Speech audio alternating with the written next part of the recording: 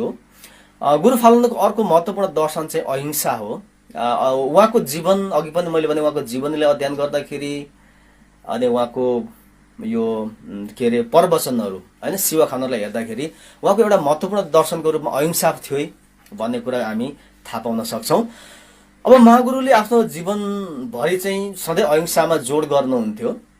अब यो डिक्सनेरीहरूले चाहिँ अहिंसा भनेको के हो भन्छ भने अरूलाई मार्नु, अरूलाई दुखाउनु को निम्ति गरिने हिंस्रक व्यवहार चाहिँ हिंसा हो भनेर भन्छ। हिंसाको उल्टो चाहिँ अहिंसा हो। हिंसा नगर्नु चाहिँ अहिंसा हो। अब हिंसाको चाहिँ समाजमा अनेक रूपहरू छन्। हिंसा भनेको चाहिँ खालि मान्छेलाई दुखाएर मान्छेलाई मारेर मात्र होइन। हिंसा चाहिँ मान्छेलाई अनि पशु प्राणीलाई प्रकृतिलाई क्षति पुर्याउनु पनि हिंसा हो भनेर चाहिँ विभिन्न शब्दकोशहरूले व्याख्या गरेको हामी पाउँछौँ। अब हिंसाको स्वरूप चाहिँ शारीरिक हुनसक्छ, मानसिक हुनसक्छ, सामाजिक हुनसक्छ र धार्मिक राजनीतिक अनेक खालका हिंसाका स्वरूपहरू हुन सक्छन्। यो छ। अब गुरु फालुनले चाहिँ खास गरेर चाहिँ यो महिलालाई चाहिँ संस्कृतिको आधारमा गरिने विभेद पनि एउटा हिंसाको स्वरूप हो भनेर उहाँले भन्नुभएको हामी पाउँछौँ। र पुरुष प्रधान समाजले महिलालाई कमजोर बनाउन खालका विभिन्न खालका संस्कृतिहरू, कानुनहरू, परम्पराहरू र बिम्बहरू र विचारहरू निर्माण गर्दछ र विभिन्न डिस्कोर्सहरू ल्याउँछ, सङ्कथनहरू ल्याउँछ र त्यस्ता सङ्कथनहरूले चाहिँ महिलालाई तल पार्नको निम्ति सहयोग गर्दछ। र उहाँले यो विक्रम सम्वत 1988 साल वैशाख 24 देखि 28 गतेसम्म एउटा महासुम्रुङ डाक्नु भएको थियो लिम्बुवानको पान्थर लब्रेमा। त्यहाँ चाहिँ विभिन्न थुम प्रमुखहरू, सुब्बाहरू, सर्वसाधारण अनि दार्जिलिङसँग पनि केही मान्छे सहभागी हुनुभएको थियो। त्यस्तै चाहिँ 7 बुँदे सत्य धर्म मुचुल्का निर्माण गरेर त्यसले चाहिँ अब महिलालाई विभेद गर्नु हुँदैन है सांस्कृतिक आधारमा भन्ने कुरा ल्याएको थियो। अब त्यो महिलालाई त्यसरी चाहिँ लिङ्गको आधारमा विभेद गर्नु पनि हिंसा हो भन्ने उहाँको बुझाइ थियो। यो हिंसा गर्नु हुँदैन है, यो लायो निउ है, यसले चाहिँ आमेक्लु, यसले हामीलाई अन्त्य गर्छ भनेर उहाँले भन्नुहुन्थ्यो। अब समाजमा मानिस त्यसको साथसाथै हाम्रो समाजमा के चलन छ त भन्दाखेरि पशुलाई हिंसा गर्ने चलन छ। मान्छेले मलाई भलो होस् भन्ने कामना गर्दै पशुहरूको भोग बलि चढाउने चलन छ। अब महागुरु फालुनले त्यो जो सत्यधर्म मुचुल्का निर्माणको निम्ति एउटा ठुलो चुम्रुङ डाक्नु भयो। त्यसमा चाहिँ को दोस्रो बुँदामा के लेखा छ त भन्दाखेरि बलि भोगलाई हटाउने अथवा चाहिँ भोग बलिलाई हटाउने है भनेर चाहिँ त्यतिखेरका सुब्बाहरूले, त्यतिखेरका हाम्रा पुर्खाहरूले, विभिन्न थुम प्रतिनिधिहरूले चाहिँ त्यो निर्णय गर्नुभएको थियो। त्यो सत्यधर्म मुचुल्काको दोस्रो बुँदामा चाहिँ भोग बलि नगर्ने भनेर उल्लेख छ।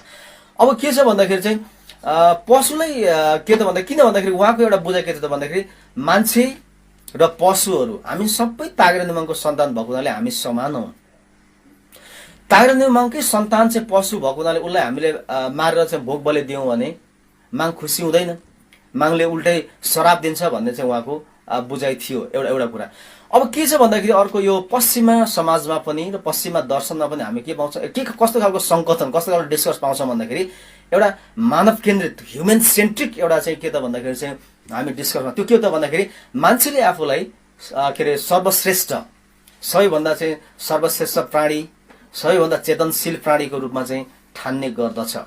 पशुलाई चाहिँ आत्मा नभएको र यो तल्लो दर्जाको भनेर भन्ने गर्दछ। र पश्चिमा समाजहरूले, पश्चिमा दर्शनले चाहिँ एउटा हायरार्की, इभन नित्सेले पनि के भन्नुभएको थियो, दार्शनिक नित्सेले भन्दाखेरि पशुको आत्मा हुँदैन भनेर उहाँले भन्नुभएको थियो। अनि ईश्वर माथि अनि मान्छेहरू बिचमा र पशुहरू तल राखेको हुन्छ त्यो हायरार्कीमा। अनि पशुहरू तल हुने भएकोले मान्छे उनीहरूलाई खाँदा, उनीहरूलाई मार्दा, उनीहरूलाई चाहिँ बलि पूजा गर्दा हुन्छ भन्ने धारणाहरूको विकास चाहिँ वेस्टमा पनि देखिन्छ र उहाँले छोड्नुभयो पहिले चाहिँ।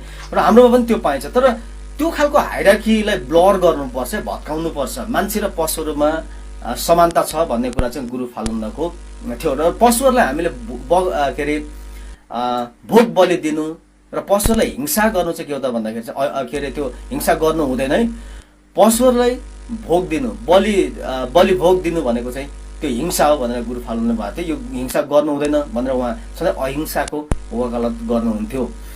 र अब के हुन्छ त भन्दाखेरि मानव केन्द्रित हाम्रो चाहिँ जो human centric point of view, मानव केन्द्रित जो सोच छ, हामी पशुहरूलाई हिंसा गर्छौँ, हामी पशुहरूलाई चाहिँ मार्ने खाने अनि बलि पूजा गर्ने गर्छौँ, त्यो चिज चाहिँ राम्रो होइन, हिंसा भन्ने चाहिँ उहाँको धारणा थियो। र उहाँले त्यही कुरा चाहिँ भन्नुभएको थियो। र सत्य धर्म मुचुल्कामा पनि भोग बलि हटाउने भन्ने कुरा पास भएको थियो। त्यतिखेरको हाम्रा पुर्खाहरूले, त्यतिखेर के अरे थुम प्रमुखहरूले चाहिँ त्यो निर्णय गर्नुभएको थियो। त्यो कुरा चाहिँ त्यो हिसाबले उहाँ अहिंसाको पक्षधर हुनुहुन्थ्यो भन्ने निष्कर्ष निकाल्न सकिन्छ।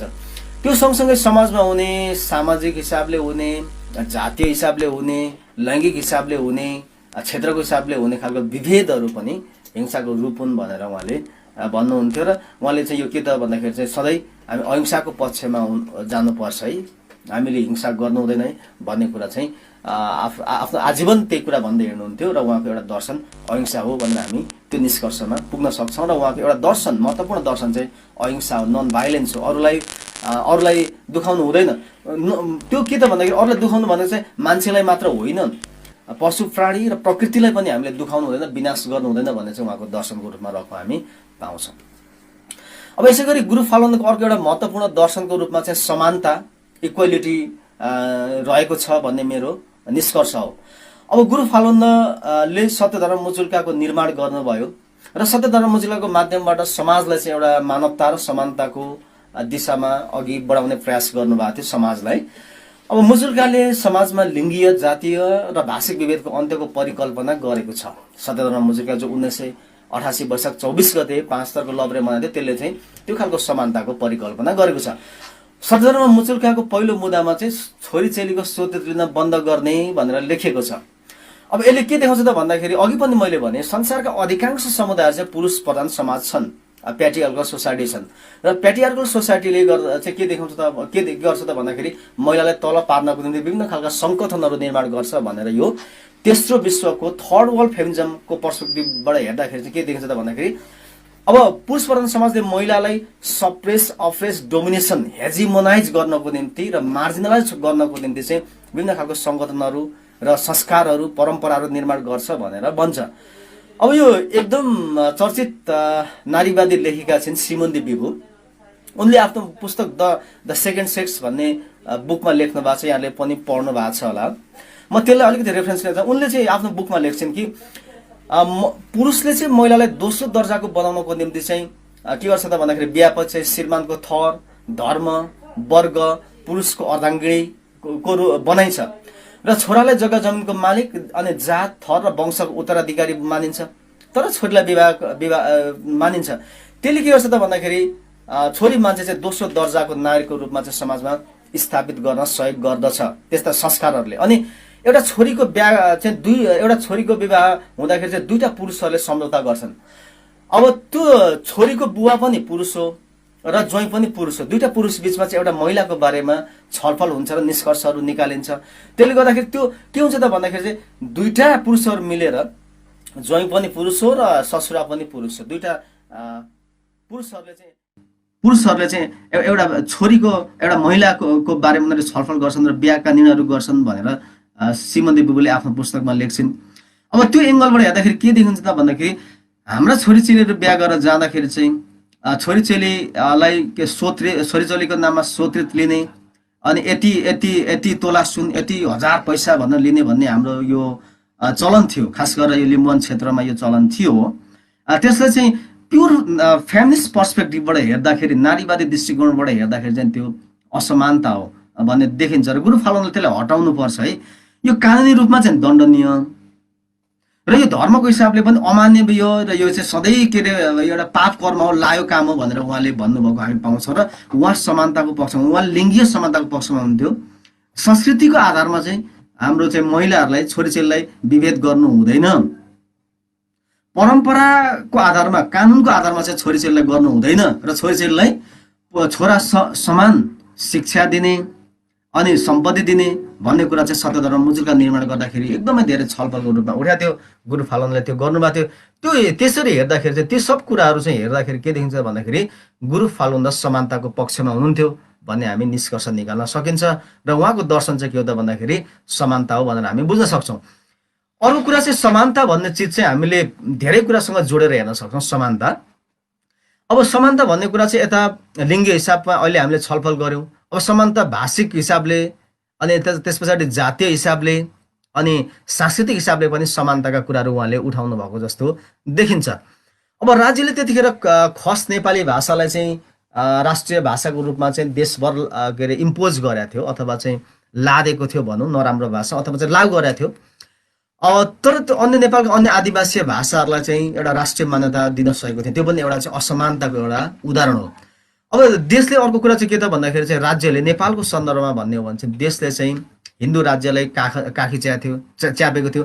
जो शासकहरूले जुन धर्म मान्दथे त्यही धर्मलाई राज्यले चाहिँ काखी च्यापेको थियो र अन्य धर्महरूमाथि चाहिँ एकदम दमन हुने काम भएको थियो। त्यो बेला त्यो असमानताहरू थियो, त्यस्ता असमानतालाई हटाउनु पर्छ है भनेर उहाँले भन्नुभएको थियो। उहाँले एउटा इन्ट्रेस्टिङ के भन्नुभएको थियो भने हामीले आफ्नो धर्म मान्नुपर्छ भन्नुभएको थियो। भनेको चाहिँ अब राज्यले लामो समयदेखि नेपालका किराँतीहरूलाई अन्य धार्मिक समुदायहरूलाई हिन्दू भनेर चिनाएको थियो, तर गुरु फाल्गुनले त्यो होइन, हाम्रो एउटा छुट्टै धार्मिक सम्प्रदाय के अरे समुदाय एउटा क्लस्टर बनाउनुपर्छ भन्ने उहाँको जोड थियो। र उहाँले धार्मिक समानताको पक्षमा, भाषिक समानताको पक्षमा, लिङ्गिक समानताको पक्षमा उहाँले चाहिँ आवाजहरू उठाउनु भएको थियो।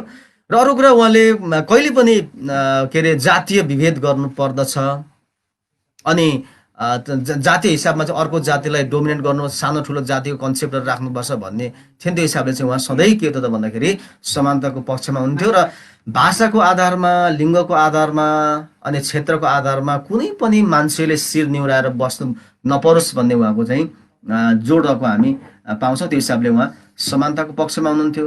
र गुरु फाल्गुनको एउटा महत्त्वपूर्ण दर्शन चाहिँ समानता हो भनेर हामीले भन्न सक्छौँ। र मेरो निष्कर्ष के हो त भन्दाखेरि गुरु फाल्गुनको महत्त्वपूर्ण एउटा दर्शन समानता हो। अब गुरु फाल्गुनको अर्को दर्शनको चाहिँ मानवता हो, ह्युम्यानिटी।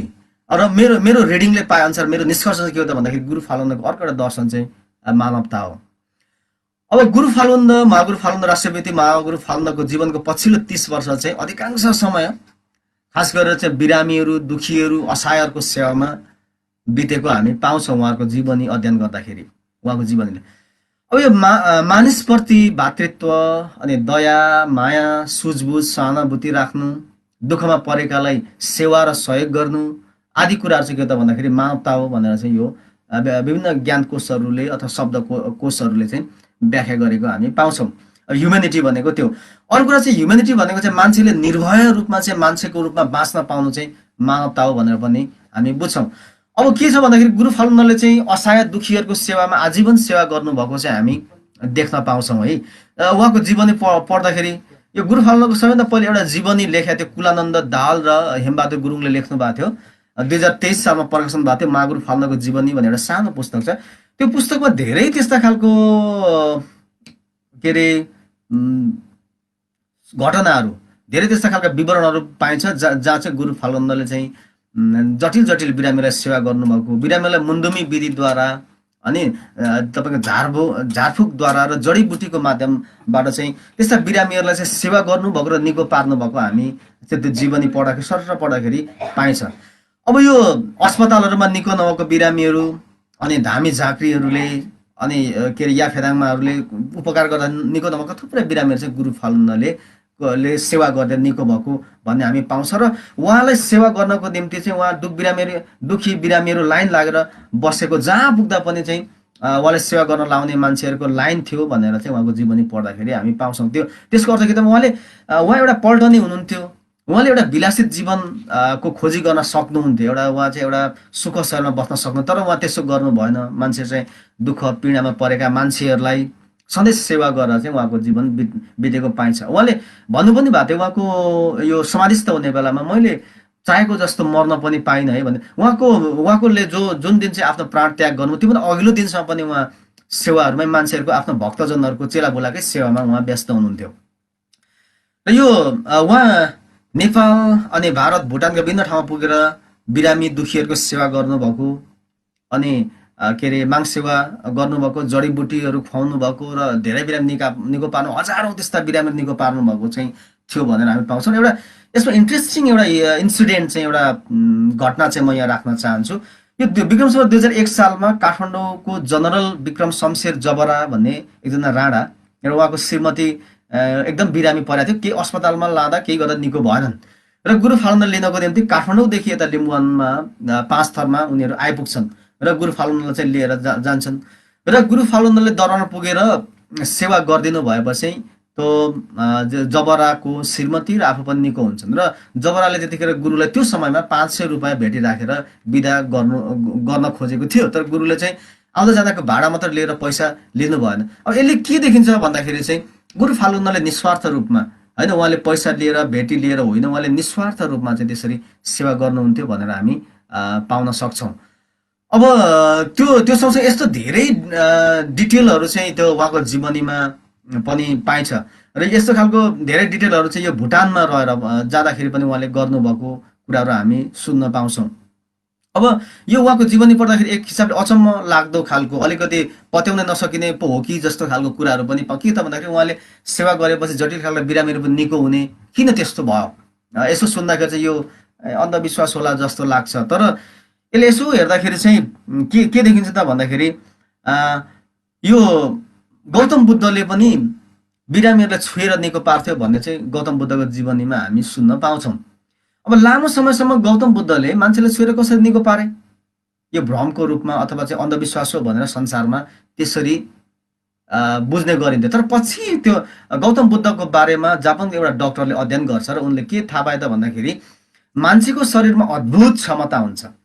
त्यो अद्भुत क्षमतालाई चाहिँ तपाईँको योग ध्यानको तपस्याबाट शरीरको एउटा अङ्गमा केन्द्रित गरेर त्यो बिरामीको लाई चाहिँ हामीले यसो सेक्दाखेरि चाहिँ निको हुन्छ है भनेर पछि रेकी भन्ने एउटा थ्योरी पत्ता लाग्यो र आज त्यो रेकी चाहिँ बुद्धिस्टहरूले पनि, नेपालका हिन्दूहरूले पनि, क्रिस्चियन सबै समुदायमा वेस्टमा पनि, इभन वेस्टमा पनि रेकीको प्रयोग हुन्छ र त्यो एउटा साइन्सको रूपमा विकास भयो। त्यस्तै गुरु फालुन्द पनि आफैमा माङ्गेपमा गर्नुभएको एकजना मान्छे हुनुहुन्थ्यो। उहाँले माङसँग एकाकार भएको, लिन भएको, उहाँले ध्यान योग तपस्याबाट चाहिँ त्यो प्राप्त गर्नुभएको थियो र उहाँले बिरामीहरूलाई को नजिक जाँदाखेरि बिरामीहरूलाई चाहिँ उहाँले सेवा गर्दाखेरि बिरामीहरू निको हुन्थ्यो खालको चाहिँ उहाँको पोजिटिभ भाइब्रेसनले गर्दाखेरि निको हुनुभएको हो कि भन्ने चाहिँ हामी त्यो एङ्गलबाट चाहिँ हेर्दाखेरि त्यस्तो खालको देखिन्छ। त्यो हिसाबले गुरु फालुन्दले चाहिँ आजीवन सेवा गर्नुभयो। त्यो हिसाबले चाहिँ मानवता गुरु फालुन्दको एउटा महत्त्वपूर्ण दर्शन हो भन्ने मेरो बुझाइ हो र मेरो निष्कर्ष हो। अब गुरु फालुन्दको अर्को महत्त्वपूर्ण दर्शन चाहिँ एकता हो। एकता, उहाँले चाहिँ सधैँ मानव एकता, विश्व शान्ति र मानव एकताको कुरा गर्नुहुन्थ्यो। अब गुरु फालुन्दको एउटा म यो के अरे उपदेश शिवखानबाट सुरु गर्न चाहन्छु। उहाँले सधैँ भन्ने गर्नुहुन्थ्यो, विभिन्न ठाउँमा गएर भन्नुभएको रहेछ। त्यो के पाइन्छ त भन्दाखेरि उहाँले भन्नुहुन्छ ठिक पुङमारे तुवाबे ओ नामलिङ भनेर भन्नुभएको रहेछ। भनेको चाहिँ एक भयो भने चाहिँ शिरमा घाम झुल्किन्छ, सफलता प्राप्त हुन्छ, सबै चिज प्राप्त गर्न सकिन्छ है भनेर गुरुले भन्नुभएको रहेछ। त्यसको अर्थ के त भन्दाखेरि उहाँ एकताको पक्षमा हुनुहुन्थ्यो। अब एकताले भाग्योदय हुने उहाँको मत थियो। महागुरु फालुन्दलाई विभाजन र क्षुद्र स्वार्थका कारण ठुल्ठुला युद्धमा फस्दा भएको प्रथम विश्वयुद्ध विध्वंस विनाशले निम्त्याएको थाहा थियो। सायद उहाँलाई त्यो कुरा थाहा भयो।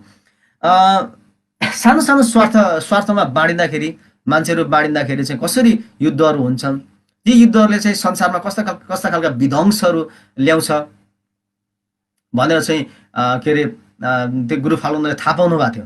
त्यसले गर्दाखेरि उहाँ यो विभाजनको पक्षमा हुनुहुन्थ्यो र उहाँ सधैँ एकता, मान्छेहरू एक हुनुपर्छ, विविधतामा एकता हुनुपर्छ भन्ने उहाँको जोड थियो र हामी एक हुनुपर्छ है।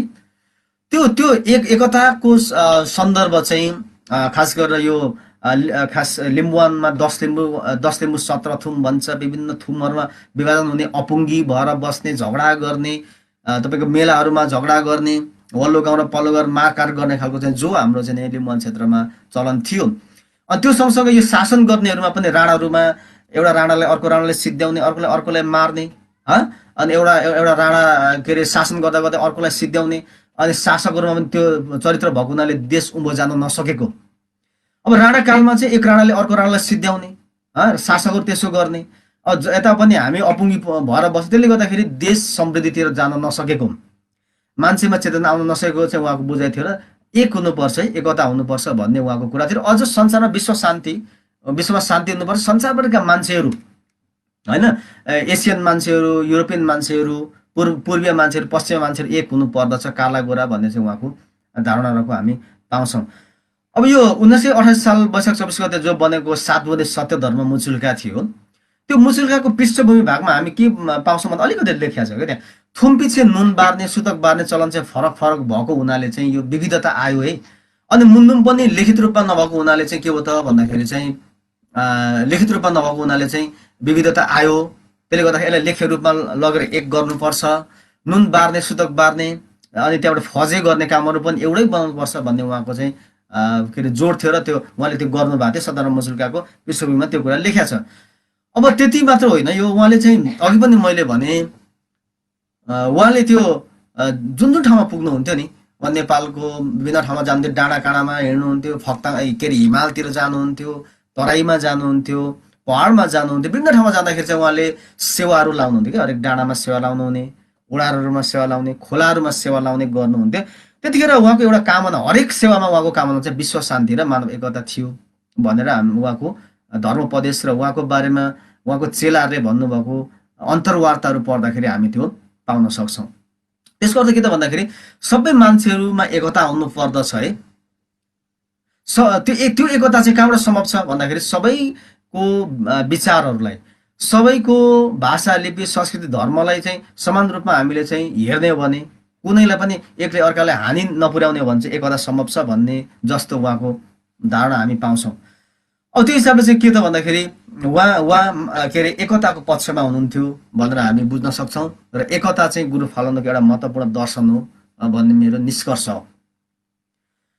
र अहिले यो फेसबुक लाइभमा हेरेर बस्नु भएका सम्पूर्ण साथीहरू, त्यस्तै यो रेडियो माङ्सुङ 104.6 मेगाहर्जको तरङ्गमा रेडियो सुनेर बस्नुभएका, विभिन्न स्थानमा रहेर रेडियो सुनेर बस्नुभएका सम्पूर्ण श्रोता दर्शक यहाँहरूलाई म फेरि पनि स्मरण गर्न चाहन्छु। यो कार्यक्रम रेडियो माङ्सुङले राष्ट्रिय विभूति महागुरु फाल्गुन्द 136औं जन्म जयन्तीको अवसरमा आयोजना गरेको हो र आज यो भर्चुअल प्रस्तुतिमा मैले राष्ट्रिय विभूति महागुरु फाल्गुनका जीवन दर्शनको बारेमा चर्चा गरिरहेको छु र यो उहाँको यो जीवन दर्शन सम्बन्धी यो भर्चुअल यो प्रस्तुतिलाई चाहिँ यो रेडियो माङ्सुङ 104.6 मेगाहर्जको अफिसियल फेसबुक पेजबाट, माङ्सुङ खबर युट्युब च्यानलबाट, अनि रेडियो माङ्सुङको के अरे अफिस पेज र सुमन लाउती फेसबुकबाट चाहिँ यो प्रत्यक्ष प्रसारण भइरहेको छ र यसलाई फोमी होटल अनि यलम्बर साँबा त्यस्तै फाल्गुन्द मनी ट्रान्सफरले स्पोन्सर गर्नुभएको छ। यहाँहरू सम्पूर्णलाई आभार पनि व्यक्त गर्न चाहन्छु र यहाँलाई फेरि पनि म जानकारी गराउन चाहन्छु। यो एउटा भर्चुअल प्रस्तुति हो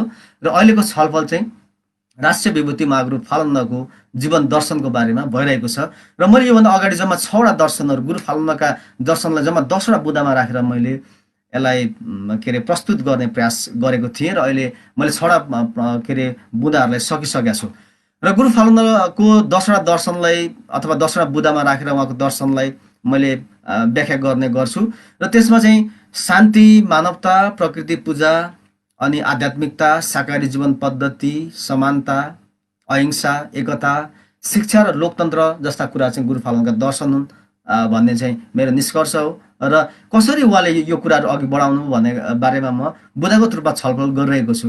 र अब एकता, अब यस पछाडि चाहिँ गुरु फाल्गुनको अर्को एउटा दर्शनको रूपमा चाहिँ शिक्षा रहेको छ भनेर चाहिँ गुरु फाल्गुनको एउटा दर्शन चाहिँ शिक्षा थियो है, एजुकेसन। उहाँ एजुकेसनको पक्षमा हुनुहुन्थ्यो, शिक्षाको पक्षमा हुनुहुन्थ्यो। यो उहाँको जीवनीहरू अध्ययन गर्दा हामी के पाउँछौँ भन्दाखेरि समाजको पछौटेपन अनि अज्ञानताका मुख्य कारण चाहिँ अशिक्षा हो भन्ने चाहिँ गुरु फाल्गुनको बुझाइरहेको हामी पाउन सक्छौँ। यो गुरु फाल्गुनले को जन्म अघि पनि मैले भने एकदमै चरम देशमा चाहिँ एउटा अटोक्रेटिक निरङ्कुश राजतन्त्र चलिरहेको बेला थियो। त्यो बेला चाहिँ के थियो त भन्दाखेरि शिक्षाप्रति राज्य सञ्चालन गर्नेको सकारात्मक धारणा थिएन, शिक्षाको पहुँच सबैमा पुग्न सकेको थिएन। अब हामीले वेस्टमा हेर्ने भने 12औं शताब्दीमा विश्वविद्यालयहरू, आक्सफोर्डहरू, क्याम्ब्रिजको स्थापना भएको हामी पाउँछौँ। तर हाम्रो ठाउँमा चाहिँ त्यो के अरे राणा शासनकालमा पनि हिजो अस्तिसम्म पनि 20औं शताब्दीसम्म पनि विश्वविद्यालयहरूको राम्रो निर्माण हुन सकिरहेको थिएन, शिक्षामा को धेरै विकास हुन सकिरहेको थिएन। तर देश यसरी पछि पर्नमा, समाज पछि पर्नमा चाहिँ के हो त भन्दाखेरि अशिक्षा चाहिँ मुख्य कुरा रहेको चाहिँ गुरु फाल्गुनको बुझाइ थियो र समाजलाई शिक्षित गराउनुपर्छ, व्यक्तिलाई शिक्षित गराउनुपर्छ र सबै देशलाई शिक्षित गराउनुपर्छ भन्ने उहाँको धारणा रहेको हामी पाउन सक्छौँ। र यो 1988 वैशाख 24देखि 28 गतेसम्म 5 थरमा जुन एउटा ठुलो चाहिँ चुम्लुङ चलेको थियो त्यसले एउटा सत्यधर्म मुचुल्का पास गरेको थियो 7 बुँदे। त्यो मुचुल्काको चाहिँ पृष्ठभूमिमा, मुचुल्कालाई हामीले 3टा भागमा राखेर हेर्न सक्छौँ, पृष्ठभूमि भाग र 7वटा बुँदाहरू र अन्तिममा त्यहाँ चाहिँ हस्ताक्षर गर्ने विभिन्न व्यक्तिहरूको नामावली चाहिँ हामी भनेर 3टा भागमा हेर्न सक्छौँ। र त्यो सत्यधर्म मुचुल्काको पृष्ठभूमिमा चाहिँ के लेखा छ त भन्दाखेरि त्यहाँ चाहिँ के लेखा छ भन्दाखेरि युवा माङ्गीमा निर्माण गर्ने, 5 थरको लोभमा युवा माङ्गी निर्माण गरेर मातृभाषामा शिक्षा दिनको निम्ति चाहिँ एउटा पाठशाला खोल्ने भन्ने कुरा चाहिँ त्यतिखेरको त्यो मुचुल्कामा उल्लेख गरेको पाइन्छ।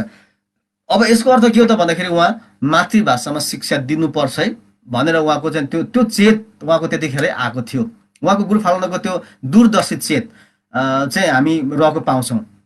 अब त्यस बेला विद्यालय खोल्न सहज पनि थिएन। अनि माङ्गिमहरूमा मुन्दुममा शिक्षा लिने व्यवस्था गर्नुभयो उहाँले। त्यस पछाडि चाहिँ मुन्दुमलाई लेख्य रूपमा ल्याउनु भयो।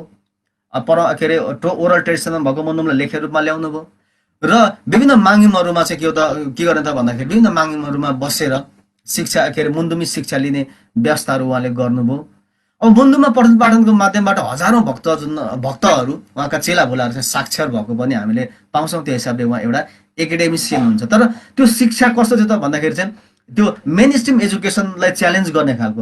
मेन स्ट्रिम एजुकेसनको बारेमा म अलिकति छलफल गर्छु। त्यतिखेर चाहिँ के थियो त भन्दाखेरि नेपाल सरकारले अवलम्बन गरेको शिक्षा, त्यतिखेर राणाहरूले अवलम्बन गरेको शिक्षा चाहिँ राणा शासकहरूले अवलम्बन गरेको शिक्षा कस्तो थियो भन्दाखेरि उहाँहरूले अङ्ग्रेजी भाषालाई अनि संस्कृत भाषालाई र खस नेपाली भाषालाई चाहिँ शिक्षाको माध्यमको रूपमा चाहिँ प्रयोग गर्नुभएको थियो। अझ भन्ने भने त राणा शासकहरूले अङ्ग्रेजी भाषालाई चाहिँ विशेष जोड दिइरहेको अवस्था थियो। अब विक्रम सम्वत 1910 सालमा शिक्षाको इतिहास हेर्दाखेरि चाहिँ विक्रम सम्वत 1910 सालमा जङ्गबहादुर राणाले बेलायतबाट मिस्टर रोज र मिस्टर कनिङ भन्ने दुईजना मान्छेहरू ल्याउँछन् र उनले दरबारमा एउटा के अरे अङ्ग्रेजी प्रारम्भिक स्कुल खोल्छन् र आफ्ना छोराहरूलाई शिक्षा दिनको निम्ति चाहिँ स्कुल खोल्छन्। त्यो नै नेपालको शिक्षाको औपचारिकता थियो। तर त्यो राणाहरूले त्यो शिक्षा दिन चाहिँ सर्वसाधारणलाई दिनको लागि थिएन। जङ्गबहादुरले गर्यो त्यो चाहिँ आफ्नो छोरालाई शिक्षित गराउने, शासन गर्ने र जनतालाई चाहिँ अशिक्षित नै राखिरहने र शासन गर्ने भन्ने चाहिँ नि राणाहरूको सोच रहेको पाइन्छ। अब यो पछिबाट अन्य राणा प्रधानमन्त्रीले विभिन्न समयमा अलिकति प्रयास गरेको देखिन्छ, थोरै स्कुलहरू खोले र 1986 साल गुरु फालुनको पालामा आइपुग्दा चाहिँ के पाइन्छ त भन्दाखेरि त्यतिखेर नेपालमा 58वटा चाहिँ भाषा पाठशाला भनेको चाहिँ नेपाली भाषाको स्कुलहरू, 9वटा संस्कृत पाठशाला, एउटा आयुर्वेदको र 108वटा जति चाहिँ अङ्ग्रेजी पाठशाला भनेको इङ्ग्लिस स्कुलहरू खोले। त्यसको अर्थ के त भन्दाखेरि नेपालमा संस्कृत र नेपाली भाषाको भन्दा पनि धेरै अङ्ग्रेजी स्कुलहरू खोलिएको थियो। त्यसको अर्थ के त भन्दाखेरि चाहिँ राणा शासकहरूले अङ्ग्रेजी भाषालाई भित्रिरहेका थिए, इङ्ग्लिस हेजिमोनीलाई भित्रिरहेका थिए। त्यस्तो अवस्थामा चाहिँ मातृभाषाको त के कुरा गरौँ। त्यतिखेरको सरकारले, त्यतिखेरको राज्यले चाहिँ मातृभाषालाई चाहिँ एउटा जङ्गली भाषाको रूपमा लिने गरेको देखिन्छ। अब त्यस्तो बेला पनि गुरु फालुनले मातृभाषामा शिक्षा दिनुपर्छ है भनेर भनेको थियो। अब अझ पनि त्यो शिक्षाको इतिहासलाई हेर्दाखेरि एउटा के दृष्टान्त हामी पाउँछौँ भने 1927 सालमा चाहिँ यो लक्ष्मीप्रसाद देवकोटा, महाकवि लक्ष्मीप्रसाद देवकोटा लगायतका 45जना युवाहरू मिलेर चाहिँ एउटा के अरे पुस्तकालय खोल्ने जुन प्रयास गरेको थिए। तर त्यो खोल्दाखेरि के भयो त भन्दाखेरि सरकारले त्यतिको भीम शमशेर भन्ने प्रधानमन्त्री हुनुहुन्थ्यो। त्यो भीम शमशेरले चाहिँ के गर्थ्यो त भन्दाखेरि चाहिँ थुनेर कारबाही गरेको थियो, जरिवाना गरेको थियो। त्यस्तो अवस्था थियो। शिक्षाप्रति पटक्कै राणाहरू चाहिँ सकारात्मक हुन सकिरहेका थिएनन्। अब शिक्षा पनि आफैले गर्यो भने, राणाहरूले आफ्नो तजबिजले गर्यो भने उनले आफ्नो तजबिजको रूपमा लिन्थे र के अरे उनीहरूले खोल्न पाउँथे र व्यक्तिगत रूपमा चाहिँ त्यो प्रयासहरूलाई सकारात्मक रूपमा लिन्थे। त्यो बेला गुरु फालुनले शिक्षाको कुरा गर्नुभएको थियो। त्यो शिक्षा पनि मातृभाषामा शिक्षाको विषय उहाँले उठान गर्नुभएको थियो। अब अहिलेको नेपालको र विश्वभरिकै शिक्षाको कुरा गर्ने हो भने चाहिँ संसारभरिका शिक्षा शास्त्रीहरूको निष्कर्ष के छ भन्दाखेरि चाहिँ अबको शिक्षा चाहिँ मातृभाषामा दिनु पर्दछ। मातृभाषामा शिक्षा दियो भने चाहिँ सिकाइ उपलब्धिहरू उच्च हुने र सिकाइ प्रक्रिया चाहिँ एकदम तीव्र हुने भन्ने कुरा चाहिँ अहिलेको शिक्षा शास्त्रीहरूको निष्कर्ष छ। अब यसको एक दुईवटा म दृष्टान्तहरू यहाँ राख्न चाहन्छु, एक दुईवटा कुराहरू राख्न चाहन्छु। अब त्यो के छ भन्दाखेरि यो 150वटा देशहरू सहभागी भएर सन् 1990मा एउटा सम्मेलन भएको थियो। त्यसलाई चाहिँ के छ भन्दाखेरि एजुकेसन फर अल अथवा चाहिँ सबैको लागि शिक्षा भन्ने एउटा कार्यक्रम ल्याएको थियो। संसारभरिका देशहरूले सहभागी भएर त्यो जोमतिम सम्मेलन भन्छ। त्यो सम्मेलनले पनि अब मातृभाषामा शिक्षा दिएन भने चाहिँ सबै मान्छेले एजुकेट गर्न सकिँदैन है भन्ने चाहिँ छलफल भएको थियो। त्यसै गरी 2002 सालमा चाहिँ एउटा डकार सम्मेलन भन्छ, त्यहाँ पनि यो मातृभाषाको शिक्षाको विषयहरू उठेको थियो। र पछिल्लो समय नेपालले पनि अब नेपालका सबै मान्छेलाई पढाउनको निम्ति चाहिँ मातृभाषामा शिक्षा नदिई हुँदैन है, नेपालका सबै मान्छेहरूलाई शिक्षित बनाउनको निम्ति मातृभाषामा शिक्षा आवश्यक छ भन्ने निष्कर्ष निकालेको थियो। र सरकारले पनि एजुकेसन यो सबैको लागि शिक्षा भन्ने कार्यक्रमका निम्ति चाहिँ के अरे मातृभाषालाई माध्यम भाषा बनाउने भन्ने जो नीति तय गरेको थियो त्यो कुरा हामी पाउन सक्छौँ। यसरी हेर्दाखेरि चाहिँ के देखिन्छ त भन्दाखेरि राष्ट्रपति महागुरु फालुनको चाहिँ शिक्षाप्रतिको त्यो चेत चाहिँ हामी एकदम दूरदर्शी थियो भन्ने कुरा हामी बुझ्न सक्छौँ। अब अहिले चाहिँ नेपालको संविधानको धारा 31ले पनि मातृभाषामा शिक्षा शिक्षालाई मौलिक हकको रूपमा स्थापित गरेको छ। यसले महागुरु फालुन्दाको शिक्षा सम्बन्धी दृष्टिकोणलाई स्पष्ट पार्छ र उहाँको एउटा दर्शन चाहिँ शिक्षा है, शिक्षा दिनुपर्छ, सबैले एजुकेट गर्नुपर्छ भन्ने कुरा चाहिँ उहाँले अगाडि उठाउनु भएको थियो। अघि पनि मैले भने गुरु फालुन्दाले चाहिँ त्यो राज्यले शिक्षाको निम्ति एउटा काम त गरिरहेको थियो होइन, त्यो थियो, तर उहाँले आफ्नो व्यक्तिगत फलमा पनि के गर्नुभयो त भन्दाखेरि उहाँले आफ्नो मातृभाषामा हजारौँ मान्छेहरूलाई चाहिँ साक्षर गर्नुभएको थियो। कसरी भन्दाखेरि उहाँले यो मौखिक परम्परामा भएको मुन्डुमलाई लेख्य रूपमा ल्याउनु भयो। उहाँ मुन्डुम साबा हुनुहुन्थ्यो, उहाँमा जतिखेर माग लिनुहुन्थ्यो उहाँले मुन्डुम भन्नुहुन्थ्यो र उहाँका चेलाहरूले त्यसलाई लेख्नुहुन्थ्यो, त्यसलाई टेक्स्टमा ल्यायो। अब यो थुप्रै मुन्डुमहरू थेबायुमा खमा मुन्डुम, चासोक मुन्डुम, सोमाङ केमाङ मुन्डुम, साकमुरा वदेममा मुन्डुम, मेखिम खमा मुन्डुम, कसाङ सेवा मुन्डुम, सामसामा मुन्डुम लगायतका थुप्रै मुन्डुमहरू करिब 4 दर्जन मुन्डुमहरूलाई चाहिँ उहाँले लेख्य रूपमा ल्याउनु थियो। यो मुन्डुम पढ्नको निम्ति किराँत श्रीजङ्ग लिपिको प्रयोग हुन्थ्यो। त्यो लिपिको प्रयोग गर्दा चाहिँ उहाँको चेला बोलाहरूले सेवा साबाहरूले पढ्नुहुन्थ्यो र उहाँहरू साक्षर बन्नुभयो। त्यो हिसाबले चाहिँ थुप्रै मान्छेलाई उहाँले चाहिँ हजारौँ हजार आफ्ना भक्तजन र आफ्ना मान्छेहरूलाई साक्षर गराउनु भएको थियो। त्यो हिसाबले त्यसरी हेर्दाखेरि गुरु फालुन्दाको एउटा महत्त्वपूर्ण दर्शन चाहिँ शिक्षा हो भन्ने मेरो निष्कर्ष र मेरो बुझाइ हो। अब योभन्दा अगाडि हामीले जम्मा 8वटा उहाँका दर्शनहरूलाई 8वटा बुँदामा राखेर छलफल गऱ्यौँ। अब 9औं बुँदामा चाहिँ मैले प्रकृति संरक्षण र अथवा प्रकृति पूजा, गुरु फालुन्दाको एउटा महत्त्वपूर्ण दर्शन चाहिँ प्रकृति पूजा हो र प्रकृति संरक्षण हो भन्ने मेरो बुझाइ हो। त्यो कुरालाई म यहाँ राख्न चाहन्छु अबको यो क्रममा। अब गुरु फालुन्दाको बुझाइ चाहिँ के पाइन्छ भन्दाखेरि प्रकृतिसँग विवेकपूर्ण अन्तर्क्रियाले मात्र मान्छेहरूको अस्तित्व सम्भव छ है भन्ने चाहिँ गुरु फालुन्दाको धारणा रहेको हामी पाउँछौँ। अब गुरु फालुन्दाले हिमालमा पहाड, खोला नाला, जङ्गल, ओडार, मैदानहरूमा मागसेवा गर्नुहुन्थ्यो, जो अघि मैले थुप्रैचोटि दोहोऱ्याइसकेँ। त्यो गर्नुहुन्थ्यो, उहाँको जीवनी पढ्दा हामी त्यो पाउँछौँ। अब यसै क्रममा उहाँले नेपाल, भारत, भुटानको र बर्माका 100औं स्थानहरूमा सेवा लाउनु भयो। अनि त्यो कुरा चाहिँ हामी उहाँको जीवनीमा र लेखहरूमा पढ्न पाउँछौँ। र गुरु फालुन्दाले चाहिँ हिमाल, डाँडाकाँडा, खोला नाला, मैदानहरूलाई चाहिँ पवित्र स्थानको रूपमा, मागको स्थानको रूपमा सम्बोधन गरेको हामी पाउँछौँ र तिनीहरूलाई पवित्र स्थानको रूपमा, पवित्र स्थलको रूपमा चाहिँ मागको एउटा अङ्गको रूपमा चाहिँ सम्बोधन गर्नुभएको हामी पाउँछौँ। अब उहाँले लेख्य रूपमा ल्याउनु भएको किराँत सामाजिक मुन्डुममा के पाइन्छ भन्दाखेरि जस्तै उहाँले चाहिँ विभिन्न हिमालयलाई पवित्र हिमालको रूपमा चाहिँ सम्बोधन गर्छ। जस्तै फक्ताङलुङ, सेसेलुङ, अनि त्यसपछि डाँडाकाँडाहरूमा हेर्ने भने मुकुमलुङ, सिरिङचोक, यासक, अनि खोला नालामा हेर्ने भने चाहिँ इम्बेरी भनेको तमोर, अनि कामामा काबेली जस्ता खोला नाला, डाँडाकाँडा र हिमालयहरूको नाम चाहिँ सामाजिक मुन्डुममा उल्लेख छ। त्यसको अर्थ के हो त भन्दाखेरि गुरु फालुन्दाले प्रकृतिहरूलाई अब हामीले यसलाई भौतिकवादी दृष्टिकोणले मात्र हेर्ने होइन, यसलाई हामीले पवित्र राख्नुपर्छ, यसलाई विनाश गर्नु हुँदैन, यसलाई हामीले प्रदूषित गराउनु हुँदैन, यो वातावरणलाई संरक्षण गरेर राख्नुपर्छ भन्ने उहाँको धारणा भएको हामी पाउन सक्छौँ। अब उहाँले चाहिँ सबै प्रकृतिलाई मागको अंशको रूपमा सम्बोधन गर्नुहुन्थ्यो भन्ने कुरा अघि नै मैले राखिसकेँ। अब अर्को इन्ट्रेस्टिङ कुरा हामी के पाउँछौँ त भन्दाखेरि गुरु फालुन्दाले चाहिँ विभिन्न ठाउँहरूमा जहाँ निपानी जग्गाहरू थिए, जहाँ पानीको अभाव थियो, ती ठाउँहरूमा चाहिँ पानीका मूलहरूलाई संरक्षण गर्नुभएको, पानीका मूलहरू खन्नुभएको, अनि पानीका मूलहरूलाई चाहिँ संरक्षण गर्नुभएको हाम्रो पाउँछौँ। उहाँको यो जीवनी पढ्दाखेरि हामी त्यो कुरा पढ्न पाउँछौँ। अब एक दुईवटा म त्यस्ता दृष्टान्तहरू यहाँ राख्न चाहन्छु। यसको बारेमा यो जीवनी लेख्नु भएको छ, संक्षिप्त जीवनी लेख्नु भएको छ आदरणीय नवीन लिङ्गदेन दाइले। उहाँले यो कुरा मेन्सन गर्नुभएको छ, त्यो कुराहरू म यहाँ राख्न चाहन्छु।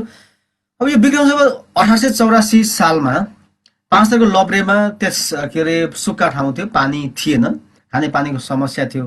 उहाँले त्यहाँ एउटा कुवा खन्नुभयो, अनि सेवा गर्नुभयो, मागसँग पानी माग्नुभयो, कुवा खन्नुभयो र त्यो निपानी जग्गामा चाहिँ पानीको मुहान फुट्यो र पानी अझै पनि छ। हामी गएर अझै पनि हेर्न सक्छौँ, त्यो पानी अझै पनि हामी खान सक्छौँ, त्यो पवित्र पानीको। अब त्यो मुहानलाई संरक्षण गर्नको निम्ति लब्रेमा 100औं रोपन जग्गामा बिरुवा लाउनु भयो र जङ्गल लागेको छ लब्रेमा, पानीको संरक्षण भएको छ। र अब त्यो ठाउँमा वृक्षारोपण गर्नको निम्ति चाहिँ भुसपाते भन्ने ठाउँबाट चाहिँ विभिन्न जातका गुराँसका बिरुवाहरू ल्याएर रोपेको, अनि त्यो रुखहरू काट्नु हुँदैन है भनेर चाहिँ सचेतना मुचुल्काहरू गराउनु भएको छ। त्यसरी हेर्दाखेरि चाहिँ गुरु फालुन्दाले चाहिँ प्रकृति, डाँडा काँडा जङ्गलहरूको संरक्षणको निम्ति उहाँले काम गर्नुभएको देखिन्छ। अथवा त्यो लभरे जस्तो एकदम सुक्खा डाँडालाई सुक्खा र खुला डाँडालाई नाङ्गो डाँडालाई विभिन्न ठाउँबाट भुसपाते लगायतका दार्जिलिङको भुसपाते लगायतका विभिन्न ठाउँबाट चाहिँ गुराँसका बिरुवाहरू ल्याएर उहाँले रोप्न लाउनुभयो। त्यो रुख काट्नु हुँदैन भनेर सतहत्तर मुजुरका निर्माण गर्नु पर्यो उहाँले। त्यसो गर्नुमा चाहिँ त्यो पानीको मूल पनि रह्यो। अब त्यस्तै 5 थरको रविको साधु गुफा अनि माडे चौरमा पनि पानी उमार्नु भएको हामी उहाँको जीवनीमा पढ्न पाउँछौँ। इलामको जितपुर पारी गाउँमा 1980मा पानी उमार्नु भएको थियो। अब यो बडो इन्ट्रेस्टिङ छ। इलामको जितपुरको पारी गाउँमा पानी उमार्नु भएको ठाउँमा चाहिँ म आफै पनि गएर हेरेको छु। त्यहाँ ठुलो धारा आउँछ बर्सातमा। त्यतिखेर त्यहाँ पानी थिएन अरे त्यो ठाउँमा, एकदम सुक्खा। जितपुरको पारी गाउँ अलिक सुक्खा ठाउँ नै रहेछ। त्यहाँ गुरु पुग्नु हुँदाखेरि त्यहाँको उहाँको चेलाहरूले चाहिँ पानीको दुःख भयो, यहाँ पानी उमारिदिनु पर्यो गुरु भन्दाखेरि उहाँले यसो हेर्नुभयो, त्रिशुल गाड्नुभयो एउटा सुक्खा ठाउँमा। अनि त्यस पछाडि खन्न लाउनु भयो। खन्दै खन्दै जाँदाखेरि चाहिँ त्यहाँ सेवा पनि लाउनु भयो र भोलिदेखि एउटा कुवामा पानी जम्यो। पछिबाट त्यहाँ मूल फुटेर पानीको अहिले धारा पनि छ। अब त्यस्तै 1985 सालमा चाहिँ यो माङमालुङ छेउ तिनचुलेमा पानी उमार्नु भएको कुरा हामी पढ्न पाउँछौँ। यसै गरी 1986मा पान्थर कुरुम्बाको कुरुम्बा 1 सिक्तेम्बामा, अनि त्यस थोक्पे चम्मामा को सानो डाँडामा 1954मा इलामकै इभाङ चिम्बोमा पानी उमार्नु भयो भनेर हामी हेर्न पाउँछौँ। अझै यी ठाउँमा धेरै ठाउँमा अझै गयौँ भने चाहिँ यी उहाँले उमार्नु भएको पानीहरू हामी देख्न पाउँछौँ। यसले के देखिन्छ त भन्दाखेरि उहाँको यो के अरे पानीका मूलहरू संरक्षण गर्ने, पानीका मूलहरूलाई चाहिँ पूजा गर्ने। अब अहिले के छ भन्दाखेरि पानीलाई हामीले प्रदूषित गरिरहेका छौँ। खोला नाला पानीका स्रोतहरू प्रदूषित गरिरहेका छौँ, समुद्रहरू प्रदूषित गरिरहेका छौँ। तर गुरु फाल्गुनले चाहिँ पानीको मूलहरूलाई पूजा गर्नुहुन्थ्यो। पानीहरू खन्नुहुन्थ्यो, कुवाहरू खन्नुहुन्थ्यो, त्यहाँ के अरे फोहोर मैला पार्न दिनुहुन्थेन र उहाँले सेवा पूजा गर्नुहुन्थ्यो। त्यसको अर्थ चाहिँ पानीको मूल्य संरक्षण गर्नु हुन्थ्यो। त्यो दृष्टान्त हामी त्यहाँ देख्न पाउँछौँ। अब यो निपानी जग्गामा पानीको मन फुटाउन उहाँहरूले भूमिगत पानीको स्रोतबारे विशेष चाहिँ पहिचान आत्मपहिचान भएको थियो। यो बहुत एउटा यो खोजीको विषय छ, खोजी अध्ययनको विषय छ। यो उहाँको जादु थिएन, उहाँले पानी उमार्नु भएको जादु पनि थिएन, त्यो छोटो समयको लागि पनि थिएन। अझै पनि हामी गएर हेर्न पाउँछौँ। त्यो हेर्दाखेरि चाहिँ कसरी उहाँलाई चाहिँ त्यो आत्मपहिचान भयो। यहाँ पानी मुनि पानी छ है, त्यो पानीलाई चाहिँ के अरे यहाँ खन्दा पानी छ है भनेर उहाँले कसरी थाहा पाउनुहुन्थ्यो त? त्यो चाहिँ अध्ययनको विषय छ।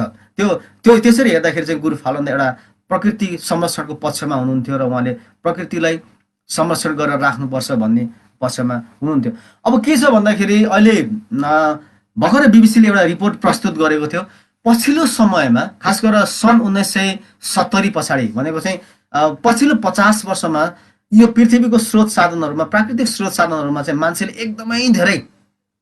मान्छेले चाहिँ साह्रै धेरै के हो त भन्दाखेरि दोहन गर्यो।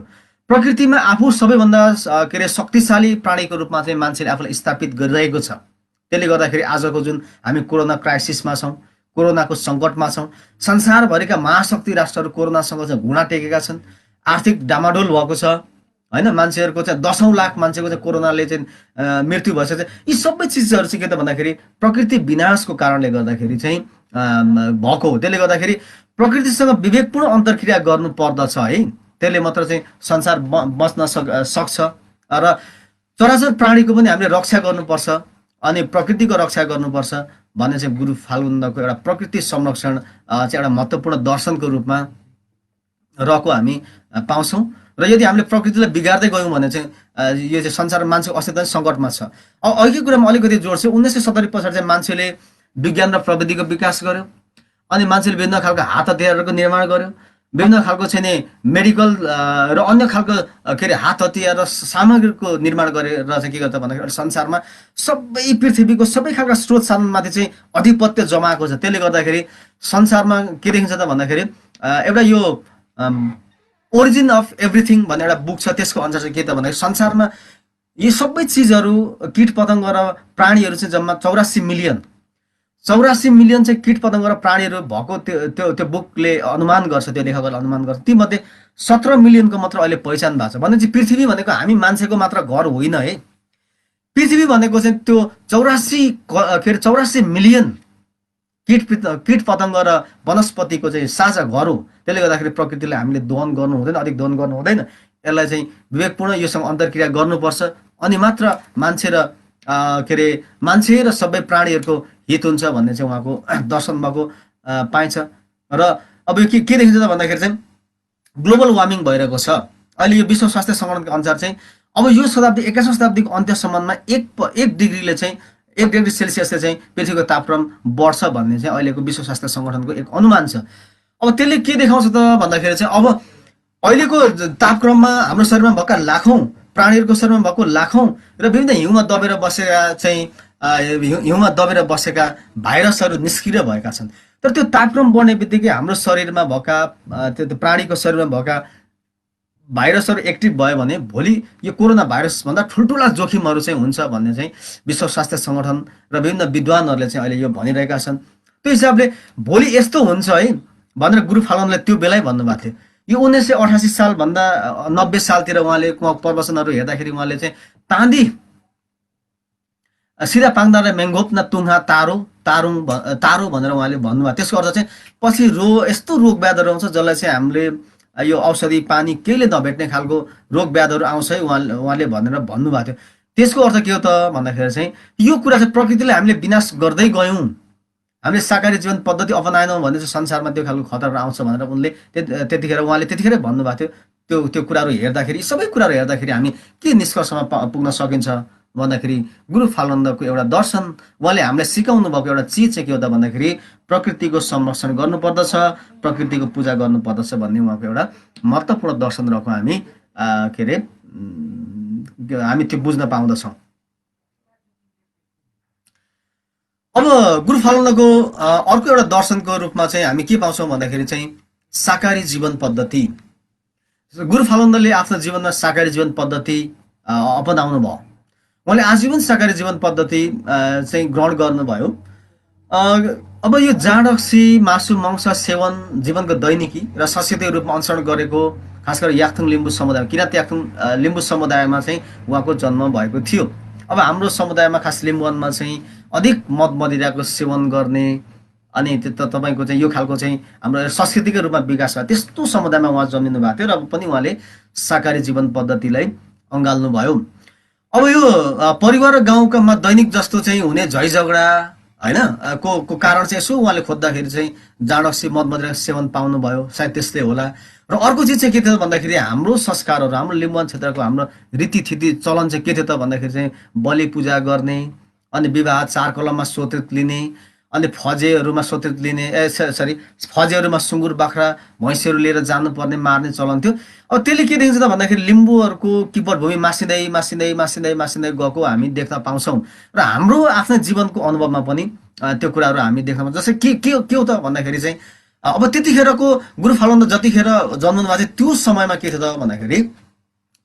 थियो भन्दाखेरि यहाँको चाहिँ लिम्बुवान क्षेत्रको अर्थात् नेपालको आर्थिक अवस्था के थियो भन्दाखेरि सबै मान्छेको जीवन पद्धति सबै मान्छेको जीवन कृषिमा निर्भर थियो, भूमिमा निर्भर थियो।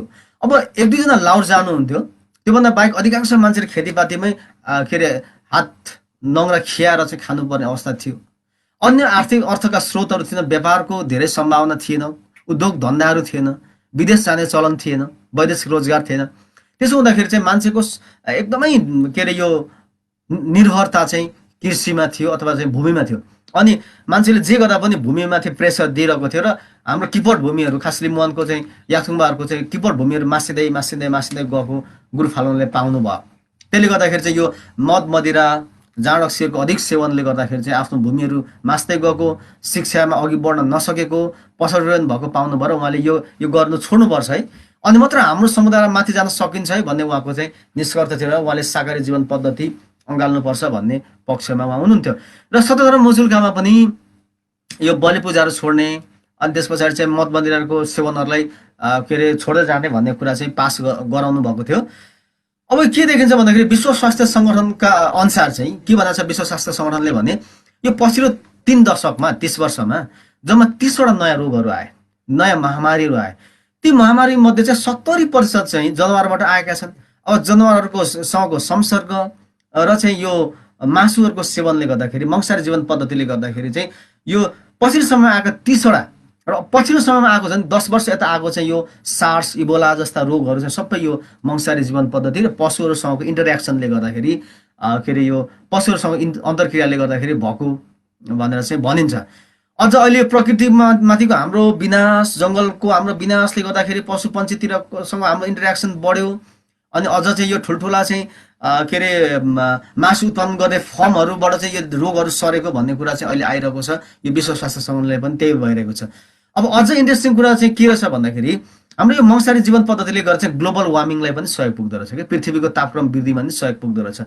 अब मान्छेहरूले मासु उत्पादन गर्नको निम्ति चाहिँ गाई बाख्रा वस्तुहरू पाल्नु पर्यो। अब ती पाल्नको निम्ति घाँस आवश्यक पर्छ। घाँस काट्नको निम्ति चाहिँ हामीले के त भन्दाखेरि जङ्गललाई के गर्दै गर्नुपर्छ भन्दाखेरि जङ्गललाई हामीले फाड्दै फाड्दै फाड्दै जानु पर्यो।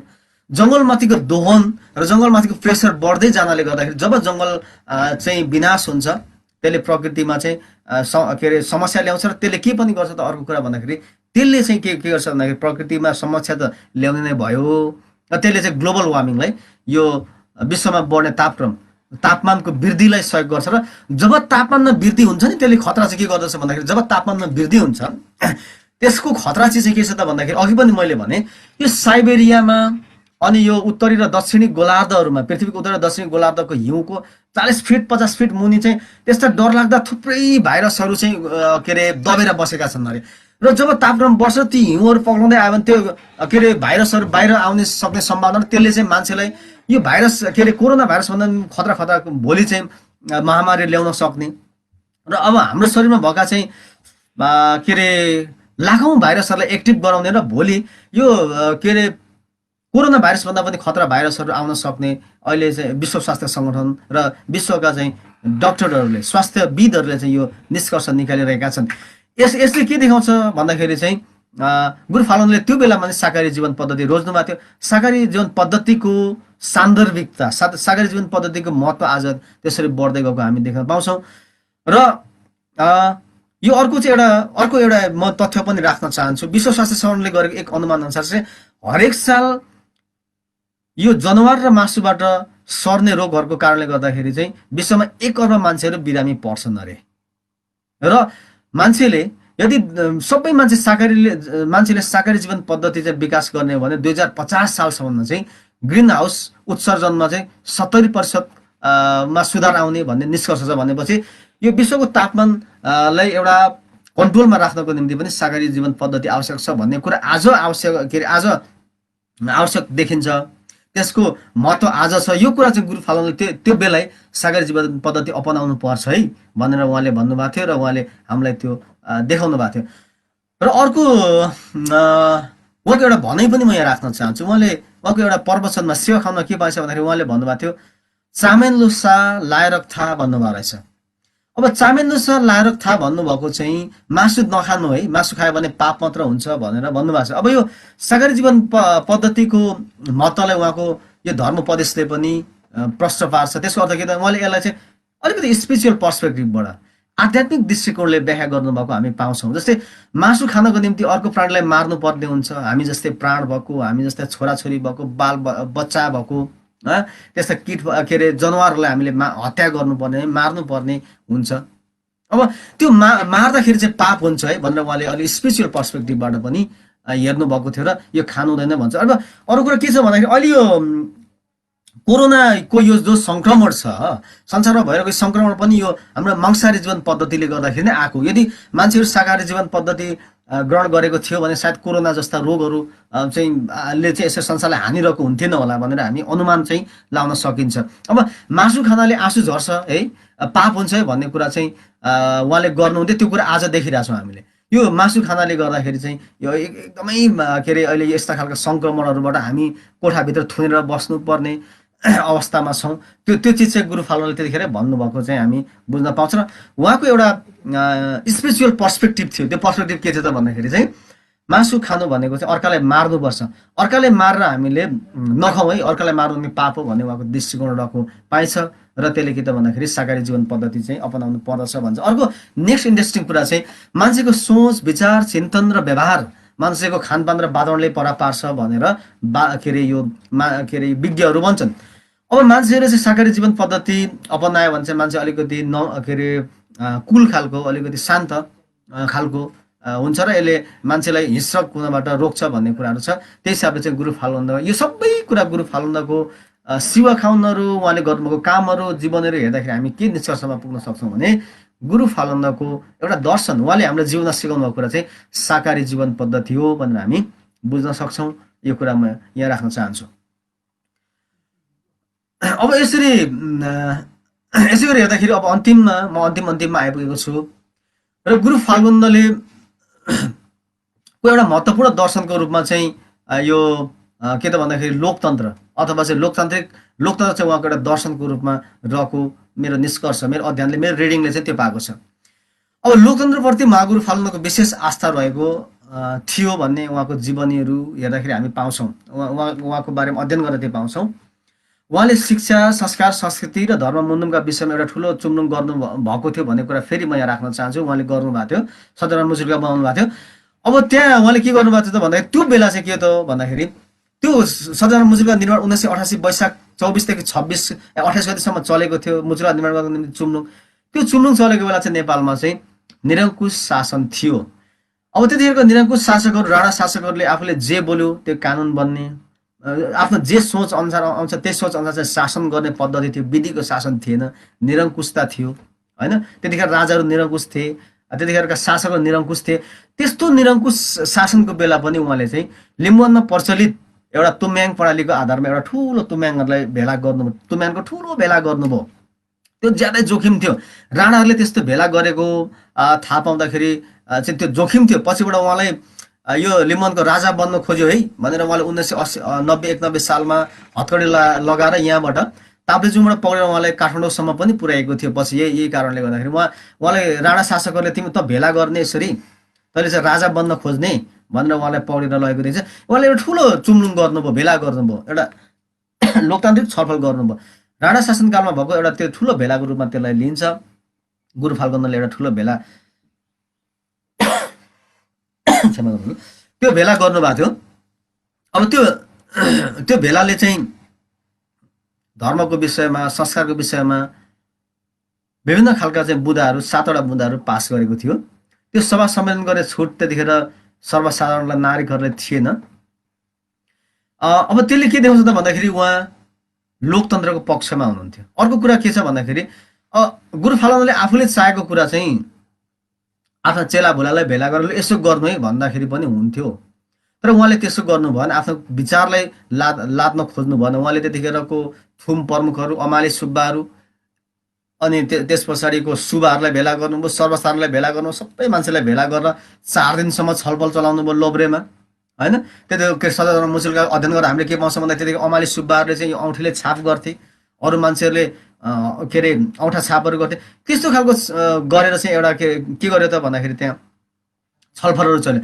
त्यो सबै छलफलहरूबाट चाहिँ निर्णयहरू गर्ने, छलफलहरूबाट चाहिँ नयाँ के अरे नियमहरू अनि के अरे नयाँ विचारहरू, त्यस पछाडि के अरे नयाँ बहसहरू ल्याउने, नयाँ नीतिहरू बनाउने, एउटा नयाँ के अरे चलनहरूको निम्ति चाहिँ नयाँ नीतिहरू पास गर्ने, त्यो चलन चाहिँ गुरु फाल्गुन्दाको एउटा लोकतान्त्रिक अभ्यास थियो भनेर हामी बुझ्न सक्छौँ। यो उहाँ त्यो त्यसको अर्थ उहाँ चाहिँ के त भन्दाखेरि लोकतन्त्रको पक्षमा हुनुहुन्थ्यो।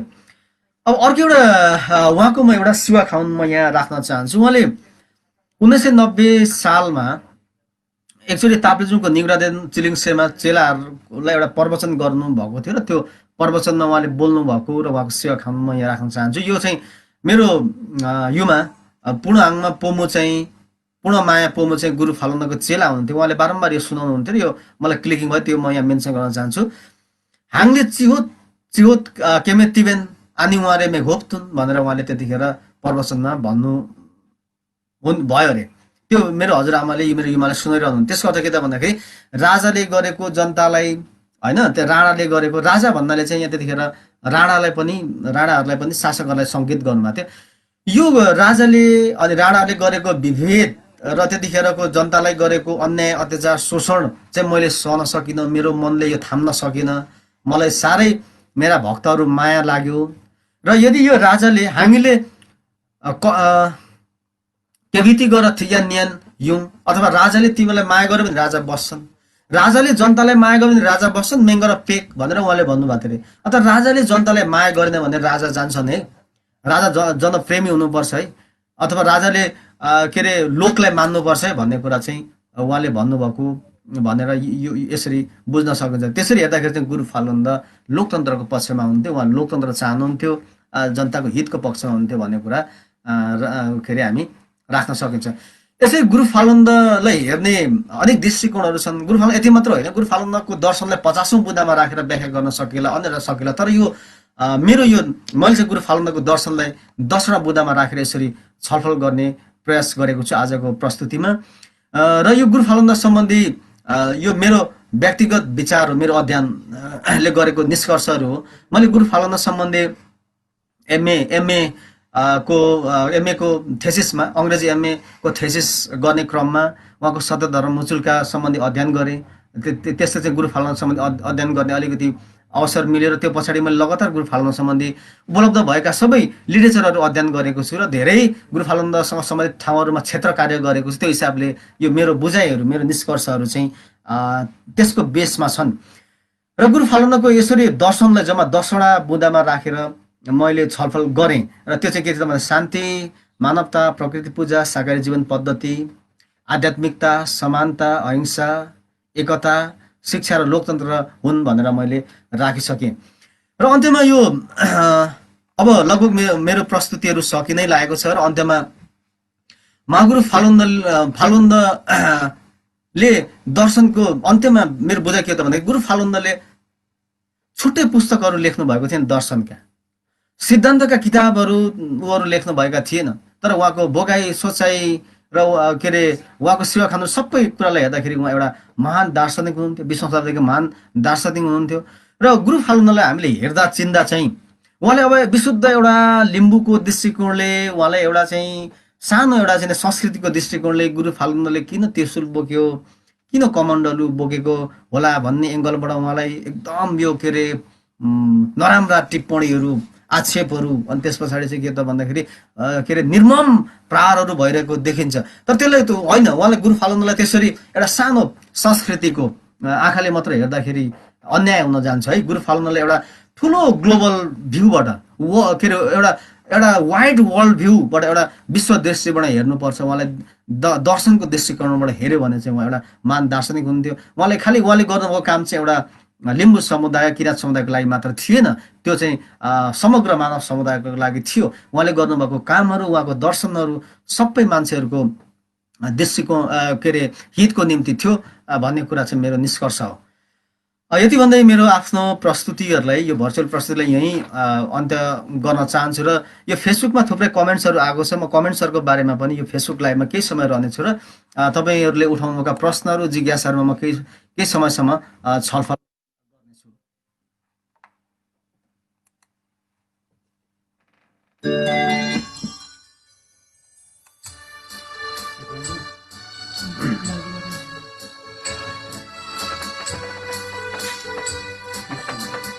अब मेरो प्रस्तुतिहरू सकेका छु र मैले यहाँ आएको टिप्पणीहरूमाथि म केही छलफल गर्न चाहन्छु। अहिले यो विभिन्न रेडियो र फेसबुक पेजहरूबाट चाहिँ यो लाइभ भइरहेको छ र यहाँ आएको केही कुराहरू म गर्न चाहन्छु। मुसहाङ अमेङ्साले सेवारो भन्नुभएको छ, सेवारो छ तपाईँलाई। अनि दिपेश देवानले नमस्कार भन्नुभएको छ, नमस्कार छ, यो हेरिदिनु भयो, तपाईँलाई पनि धन्यवाद छ। मुन्नुम लिम्बूले धरानबाट कमेन्ट गर्नुभएको छ, उहाँलाई पनि म सेवारो अवध सर भन्दा सेवारो छ। अनि जानकारीको लागि शुभकामना हजुरलाई भनेर जन्म जयन्तीको लागि उहाँलाई पनि म शुभकामना व्यक्त गर्न चाहन्छु। यहाँहरूले आफ्नो कमेन्टहरू राख्नुभयो। म यो केही समयसम्म यो फेसबुक लाइभमा रहनेछु। यदि तपाईँहरूको कमेन्टहरू, जिज्ञासाहरू छ भने आफ्नो कमेन्ट र जिज्ञासाहरू यो कमेन्ट बक्समा राख्न सक्नुहुनेछ। म यसलाई चाहिँ केही समयसम्म के अरे छलफलमा रहनेछु।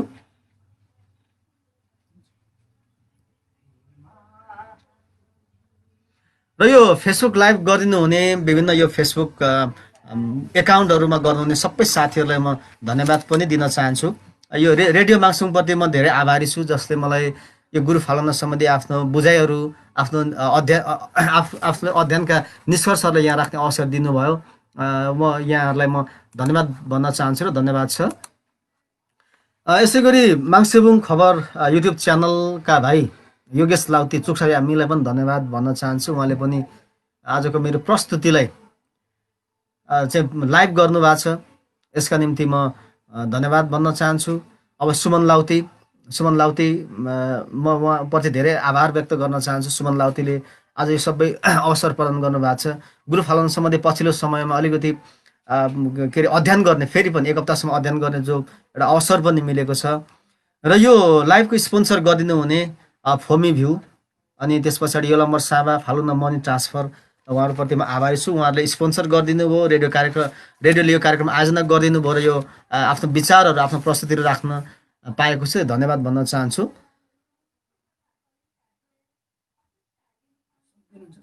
हुन्छ, ल यति भन्दै अब यो फेसबुक लाइभ हेरेर भुटानबाट अनि विदेशका विभिन्न देशहरूबाट, भुटानबाट, मलेसिया अनि त्यस्तै अन्य धेरै देशहरूबाट, हङकङबाट लाइभ हेरेको यहाँहरूले जानकारी गराउनु भएको छ, नेपालका विभिन्न ठाउँहरूबाट तपाईँहरू सम्पूर्णलाई धन्यवाद भन्न चाहन्छु, नोगेन भन्न चाहन्छु। र फेरि पनि राष्ट्रिय विभूति माग्रु फाल्गुन्द 136औं जन्म जयन्तीको अवसरमा तपाईँमा नुमावा तामावा अनि त्यसै गरी चाहिँ के अरे सुख शान्ति समृद्धि प्राप्त हुन सकोस् र गुरु फाल्गुन्दले यही कुरा हामीलाई दिउन्, तपाईँलाई, हामी सम्पूर्णलाई दिउन् भन्ने कुरा राख्दै म आफ्नो आजको यो प्रस्तुतिहरू यहीँ अन्त्य गर्न चाहन्छु। सेवा